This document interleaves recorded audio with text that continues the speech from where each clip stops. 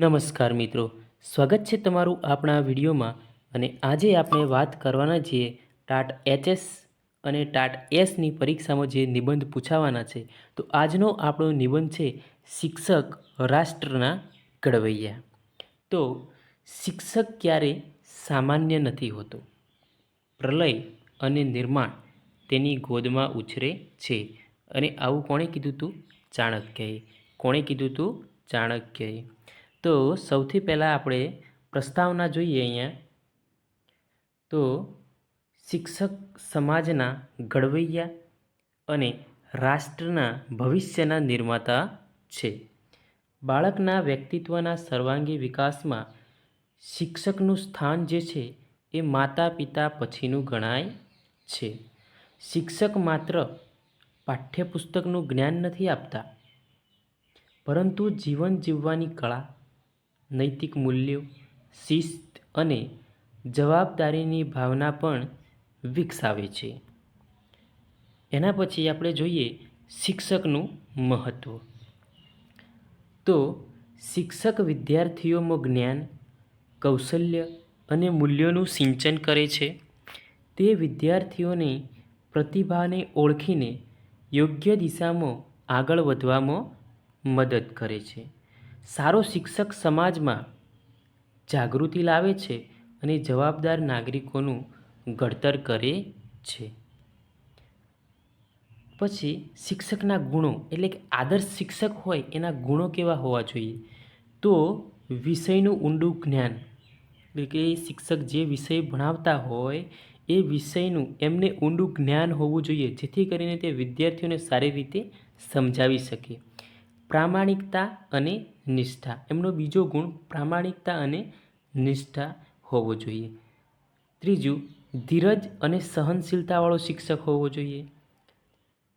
સર્જનાત્મકતા અને નવીનતા. પછી વિદ્યાર્થીઓ પ્રત્યે સમાનતા અને સંવેદનશીલતા જાળવતો હોવો જોઈએ. અને શિક્ષક એ સતત શીખવાની ભાવના કેળવતો હોવો જોઈએ. પછી અત્યારે ટેકનોલોજીનો જમાનો છે મિત્રો, તો બદલાતા સમયમાં શિક્ષકની ભૂમિકા શું હોય છે? તો આજના ડિજિટલ યુગમાં શિક્ષક માત્ર માહિતી આપનાર નથી, પરંતુ એક માર્ગદર્શક, પ્રેરક, સુવિધાકાર છે. બરાબર? તે એક માર્ગદર્શક છે, પ્રેરક અને સુવિધાકાર છે. ટેકનોલોજીનો અસરકારક ઉપયોગ કરીને વિદ્યાર્થીઓમાં વિચારશક્તિ, સમસ્યા ઉકેલવાની ક્ષમતા અને સર્જનાત્મકતા વિકસાવી એ શિક્ષકની મહત્ત્વપૂર્ણ જવાબદારી છે. પછી નવી શિક્ષણ નીતિ અને શિક્ષક. તો નવી શિક્ષણ નીતિ એ શિક્ષકને શિક્ષણ વ્યવસ્થાનું કેન્દ્રબિંદુ માને છે. શું માને છે? નવી શિક્ષણ નીતિ જે છે એ શિક્ષકને શિક્ષણ વ્યવસ્થાનું કેન્દ્રબિંદુ માને છે. તેમાં ગુણવત્તાયુક્ત શિક્ષક તાલીમ, સતત વ્યવસાયિક વિકાસ, કૌશલ્ય આધારિત શિક્ષણ અને વિદ્યાર્થી કેન્દ્રિત અભિગમ પર વિશેષ ભાર મૂકવામાં આવ્યો છે. પછી શિક્ષક સમક્ષ પડકારો. તો ટેકનોલોજી સાથે તાલમેલ. કોઈ પણ શિક્ષક હોય તો અત્યારના જમાનામાં ટેકનોલોજીનો ઉપયોગ એને કરતાં ના આવડે તો એ આ યુગની અંદર તે ટકી ના શકે. તો ટેકનોલોજી સાથે એને તાલમેલ જાળવવો જોઈએ. મૂલ્ય શિક્ષણનું જતન. પછી વિવિધ ક્ષમતાવાળા વિદ્યાર્થીઓને યોગ્ય માર્ગદર્શન આપવું, વધતો શૈક્ષણિક અને વહીવટી ભાર અને સતત બદલાતા અભ્યાસક્રમ. તો આ એક શિક્ષક સામેના પડકારો છે.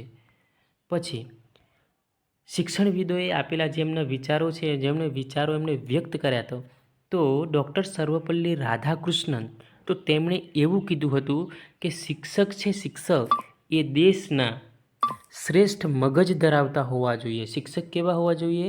તો કે દેશના સર્વશ્રેષ્ઠ મગજ ધરાવતા હોવા જોઈએ.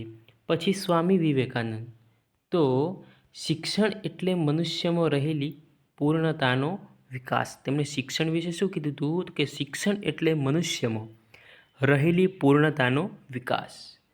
પછી ડૉક્ટર એપીજે અબ્દુલ કલામ, તો એમણે એવું કીધું કે સારો શિક્ષક જ સારા રાષ્ટ્રનું નિર્માણ કરી શકે છે.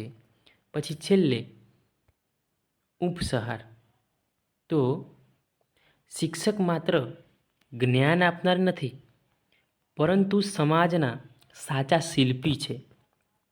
એક સારો શિક્ષક જ હજારો વિદ્યાર્થીઓના જીવનમાં પરિવર્તન લાવી શકે છે. તેથી શિક્ષકને સમાજમાં સર્વોચ્ચ માન મળવું જોઈએ અને શિક્ષકે પણ પોતાના કર્તવ્ય પ્રત્યે નિષ્ઠાવાન રહી રાષ્ટ્રના ઉજ્જવળ ભવિષ્યના નિર્માણમાં યોગદાન આપવું જોઈએ. છેલ્લે ગુરુ વિના જ્ઞાન નથી અને જ્ઞાન વિના વિકાસ નથી. જો મિત્રો આ વિડીયો તમને કેવો લાગ્યો? જો આ વિડીયો તમને ગમ્યો હોય તો વિડીયોને લાઈક, શેર અને આપણી જ આ ચેનલને સબસ્ક્રાઈબ કરવાનું ના ભૂલતા.